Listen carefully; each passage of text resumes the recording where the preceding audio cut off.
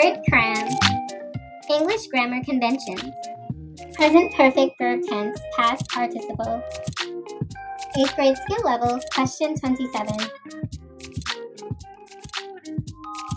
Memedicined, antidote your ignorance.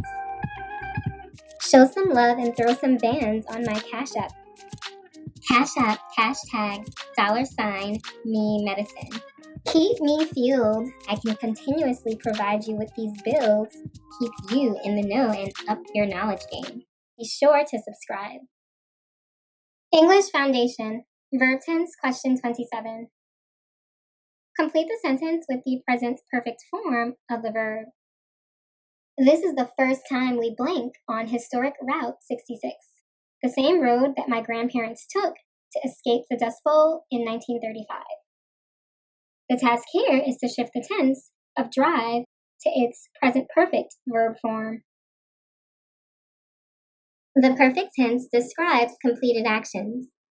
Another way of saying this is the perfect tense usually tells about something that has, had, or will have happened.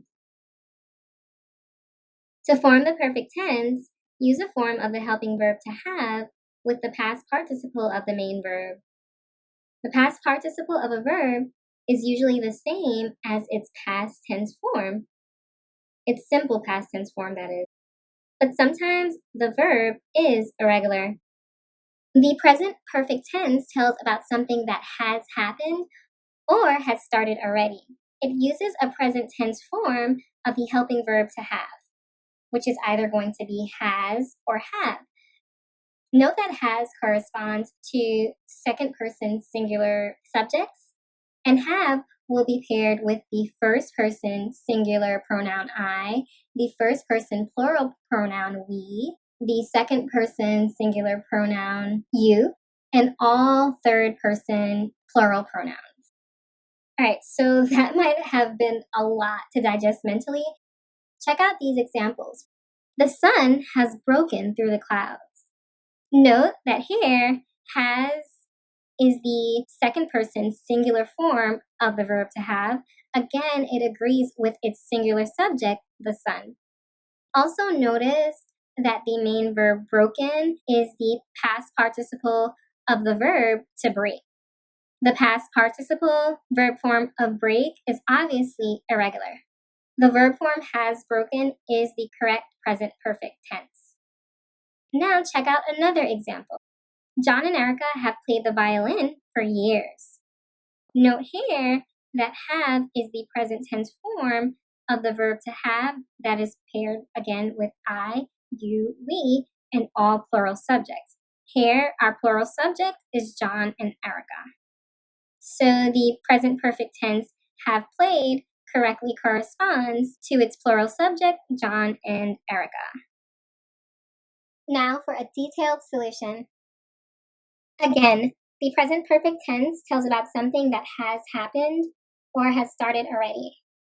It uses a present tense form of the helping verb to have, which is has, H-A-S, for singular third person subjects. And just in case you're wondering, an example of a singular third person subject would be the noun road. Obviously, it's singular because only one road is being discussed. When communicating from a third person point of view, you're basically acting as a narrator, and you mention the person, place, or thing you are speaking of by name, or you discuss your subject with pronouns like he, she, it, or they.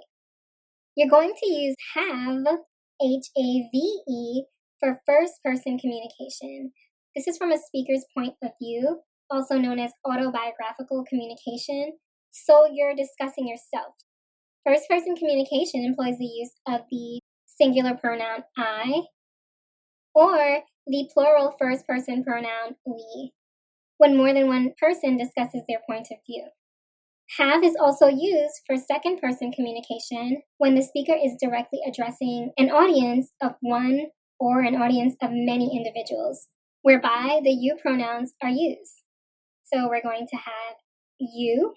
So we would say you, your, or yours in second person communication. And have is also used for all other plural third person communication.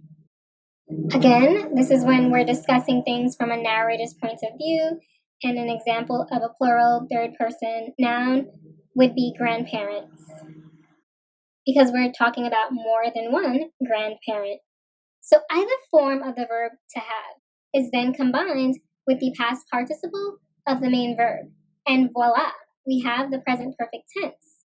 According to this rule, have driven is the present perfect tense of the verb drive. The main verb drive is irregular. Notice that the past participle verb form driven differs from its simple past tense verb form drove. That's D-R-O-V-E. I'm highlighting this difference because some tend to assume that the past participle verb form is always the same as the simple past tense of a verb. This is only true for most regular verbs and a few irregular verbs. Moving along, we have preceded driven with the present tense form of the helping verb to have that agrees in number with the subject of the verb we, a plural first person noun. Basically, with everything I've said, what I'm really trying to say is have driven is definitely the correct present perfect tense verb form of drive.